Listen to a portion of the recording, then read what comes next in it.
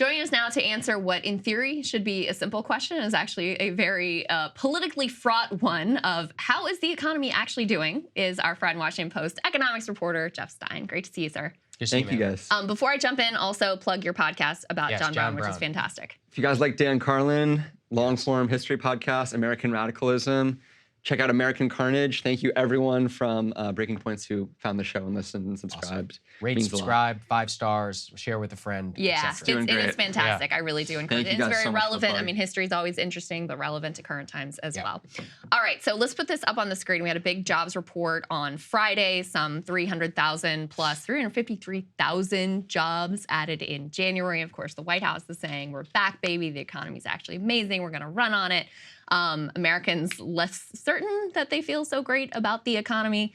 You know, just give us a sense of how you analyze these numbers and what you think the overall picture of the economy is like right at this moment. I think it's a little hard to describe the economy without running the risk of sounding like an MSNBC shill. Well, give us both sides then. Well, I think from the perspective of the White House, you've had 2 consecutive years of sub 4% unemployment, which is the lowest and the longest consecutive streak below 4% since the 1960s. The job market continues to surpass that of any other major industrial country. You had a recent report with very strong wage gains outpacing inflation for over a year now. You've seen the number of Americans working as a share of the labor force continue to be extremely strong. And yeah, I think that there's really no doubt at this point that the economists like Larry Summers, who were adamant that bringing down inflation would require millions or tens of millions of Americans to lose their jobs, that was just fundamentally wrong. Inflation has come from 9 to 3%. It's not solved. We can get into the rebuttal and the counter argument, but we have seen huge declines in inflation to the point where I don't want to get too into the weeds, but this idea of core PCE inflation, which sort of strips out like volatile measures and looks at like the underlying fundamentals of inflation, those numbers have come down sort of to where they were in 2019, 2018. And that is huge at a time where the economy is adding jobs, where payrolls are continuing to grow, where you're seeing increases in private and public sector employment, retail, white-collar work, manufacturing up to above where it was under Trump, healthcare. All these sectors are growing really fast, and it seems like the investments that the administration made in green energy, in chips, in infrastructure is beginning to really buoy the economy in a very important way. Should I get into the... Yeah, get on the flip side. On the flip side, I think is the American public is still catching up to the pain of inflation, and that's probably the number one reason that people still don't give Biden a lot of credit. The hangover from inflation. You may have seen inflation go to 3%, but as you guys know, when you go from 6 to 9 to 3, you're still cumulatively way up from where you were before. And so people don't necessarily measure things in the same time horizons that economists in Washington do, and that is, to my mind, completely rational and completely understandable. You've also seen when the COVID safety net disappeared and the inflation raging at the exact same time, the hardship indicators, and I think this doesn't get nearly enough attention in Washington that's so focused on the labor market, but hunger, poverty, those kind of lack of insurance, the safety net has really frayed in important ways, in ways that contradict the increase in wages that have outpaced inflation. And you've seen, I think, 2022, according to Feeding America, the biggest food bank in America, they said that that 2022 was the biggest spike in hunger in American history.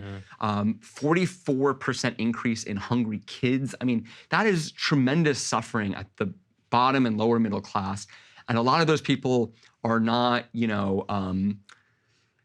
some people will say that, look, the middle is doing okay, but the bottom has done very well. And there's some indicators that wages at the very bottom have grown the most. But people who are making 70, 60K a year, who have suffered and have not seen their wages rise on trend with where they were before the pandemic, they are still not like, the rich people. And to say that that's like the privileged of America, I think is really misreading the current moment. So I've filibustered for too long. No. This is great because that's exactly what I wanted to get to, which is that you have a narrative about how the economy's gotten better. And on paper, people are like, yeah, at least the White House and others. And if you're in the top 25% or whatever, it's probably fair. But then you also have, as you said, sticky inflation. Inflation time horizon extends years. We don't measure prices in quarters. We think about most of our lives for 2% inflation, and then we have 20% inflation. You're like, what the hell happened? So it's one of those where the experience of the economy is different. Now, at the same time, we do see things that are trending up in terms of consumer sentiment and others. So what indicators can we look at for how people who are experiencing the economy feel about the economy going forward and how that's going to impact politics? Because I know the Biden White House is probably tracking that the most closely. Yeah. I mean, so sentiment, like how people feel about the economy, is at a 3-year high, highest it's been since 2021, since before inflation. And that seems to be primarily driven by gas prices staying low and the stock market being high. Yes. If you're asking, like, what is the last mile there for getting people to actually feel good about the economy, we looked at a survey recently that found that the number one reason that people still say that inflation is hurting them is at the grocery store, that they still feel every time they go, and I don't know if you guys do your grocery shopping, but it just feels incredibly random to people, where it's like, this thing that was like, I remember in my, very recent memory was like $2 and now it's $6, and then it goes down, and then something else goes up. For me, it's chicken. It's like seeing the price, I'm just like, I cannot believe this. Poultry prices actually were a huge thing that exploded even last year when grocery prices overall plateaued. Guys, put C3 up on the screen while Jeff is talking about this, because he just had a piece at the Washington Post. The headline is, "Inflation has fallen. Why are groceries still so expensive?" So what did you find there? Well, what the White House has been saying is that corporate profits continue to rise. We're seeing basically the producer price index, not to get into the weeds of econ talk, but the producer price index, which measures the input costs for firms, has fallen dramatically. And that has not necessarily resulted in consumer prices so it's declining subsequently. And what the White House put out an analysis saying is that corporate profits in this sector are at a 20-year high and remain 2 percentage points higher than they were before the pandemic. And that's a lot of money. That's billions of dollars on the table. Yeah. Most economists I talk to will say that the overwhelming driver remains things related to climate change and supply chain shocks. So that's, everything from avian flu, which killed like 80 million birds or something insane.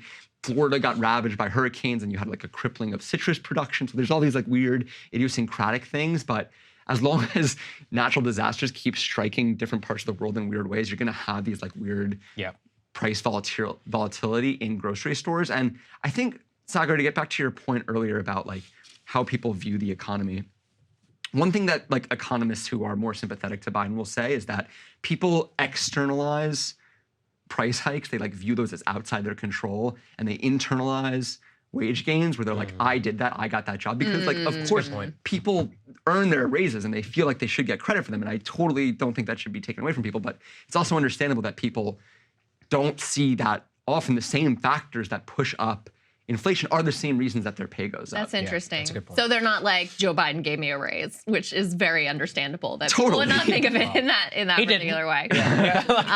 No, but it's also like it's a problem for, like, as you guys know, there's this school of macroeconomic policymaking that's like taken over the reins of the Democratic Party that said we need massive Keynesian stimulus.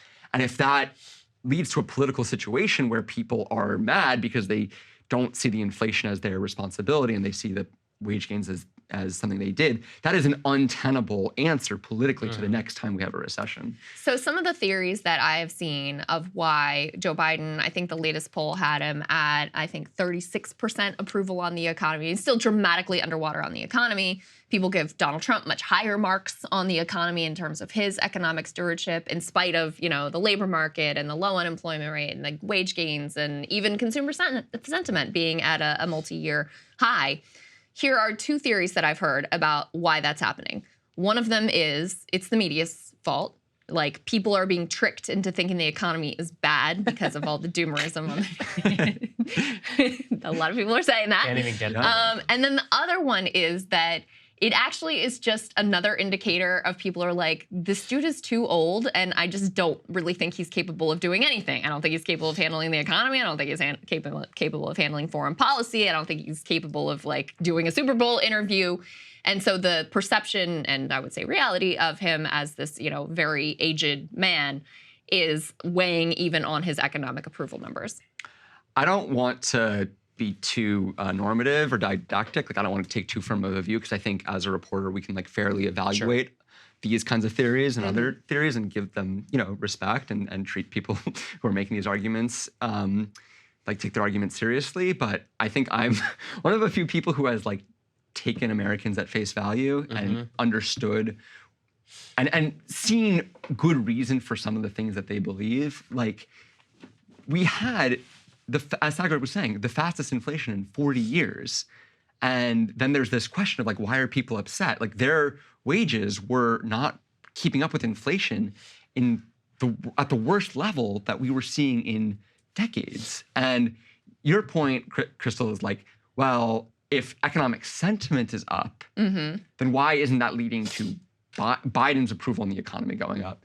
And someone could throw this back in my face in a few months, but I think with sentiment going up, we're going to see Biden's ratings on the economy also go up. It's still so recent. Like, the increase in consumer sentiment is just a few months old, and it took a very long time for cooling inflation to lead to better sentiment. So it makes perfect sense to me that it will take time for better sentiment to lead to better economic ratings for the president. If they don't, I don't think it's implausible to say, like, maybe like they don't like this guy because he's so old and that's it.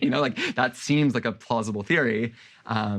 The idea, I mean, maybe I've been too defensive about this, but what you're alluding to is, there's Will Stancil and others have said, like, it's the faults of the media. You guys hate Biden, and that's the reason people are sour on the economy. And maybe like it's rational for me as a reporter to be like, I'm not responsible for that. But like at the same time, like, your argument is that the media would have been more friendly to Trump. Like, if inflation had happened under Trump, like, we would have been, I don't know. That is hard for me to countenance, but some people argue it. Yeah, that is a great point. Yeah, excellent points, Jeff. It's always great talking to you, man. Everybody go and subscribe to his John Brown podcast, and thank you so much for joining us. Appreciate it. Great to see you, Jeff. Thanks so much, guys. Hey guys, if you like that video, go to breakingpoints.com, become a premium subscriber, and help us build the best independent media organization on the planet. That's right. We're subscriber funded. We're building something new. We want to replace these failing mainstream media organizations. So again, to subscribe, it's breakingpoints.com.